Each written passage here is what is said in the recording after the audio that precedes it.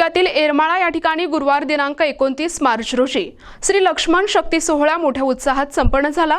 या वर्षी बऱ्याच वर्षांच्या कालखंडानंतर प्रथमच एरमाळा या ठिकाणी श्री लक्ष्मण शक्ती सोहळा मोठ्या उत्साहात संपन्न झाला। श्री संत एकनाथ महाराज लिखित श्री भावार्थ रामायणाचे हे बऱ्याच वर्षानंतर पहिलेच वर्ष होते। गुरुवारी वनवासातून आलेले रामभक्त दिंडी आणि ग्रंथ दिंडी एरमाळा गावातून काढण्यात आली। या ग्रंथ दिंडीत लहान बालकांसह महिलांची उपस्थिती लक्षणीय होती।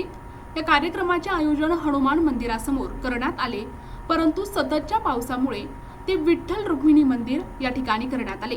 दिनांक 29 मे रोजी सायंकाळी ग्रंथ वाचन आणि निरूपणास सुरुवात झाली।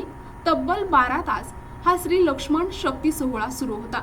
श्री भावार्थ रामायणातील युद्धकांडातील अध्याय क्रमांक 43 ते 49 असे 7 अध्याय ओव्या 1135 यांचे रात्रभर वाचन आणि निरूपण करण्यात आले।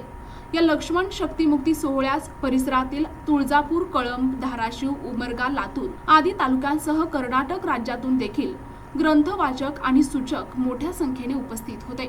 गुरुवार दिनांक 29 मे रोजी सायंकाळी 6 वाजता सुरू केलेले ग्रंथवाचन निरूपण शुक्रवार दिनांक 30 रोजी सायंकाळी 6 वाजता श्री लक्ष्मण सावचित्त झाल्यानंतर लक्ष्मण शक्ती सोहळ्याची सांगता करण्यात आली। यावेळी जय श्रीरामच्या जयघोषात एरमाळा गाव राममय झाले। एरमाळा येथील श्री लक्ष्मण शक्ती सोहळा हा भूतो न भविष्यती असाच झाला। यावेळी जवळपास हजारो रामभक्त श्रीराम कथा श्रवण करण्यासाठी उपस्थित होते। सकाळी महाआरतीनंतर येथील विठ्ठल रुक्मिणी मंदिरात महाप्रसाद वाटप करण्यात आला। यावेळी परिसरातील जवळपास 4 ते 5 हजार रामभक्तांनी महाप्रसादाचा लाभ घेतला। अगदी नियोजनबद्ध श्री लक्ष्मण शक्ती सोहळा संपन्न झाल्यामुळे एरमाळा परिसरातून रामभक्त ग्रामस्थांचे कौतुक केले जात आहे। हा कार्यक्रम यशस्वी करण्यासाठी सुरेश बारकुल, PM बारकुल, अंकुश पाटील, रमेश पवार यांच्यासह गावातील अनेक रामभक्तांनी परिश्रम घेतले। प्रतिनिधी सुधीर लोमटे, NTV न्यूज मराठी, एरमाळा, धाराशिव।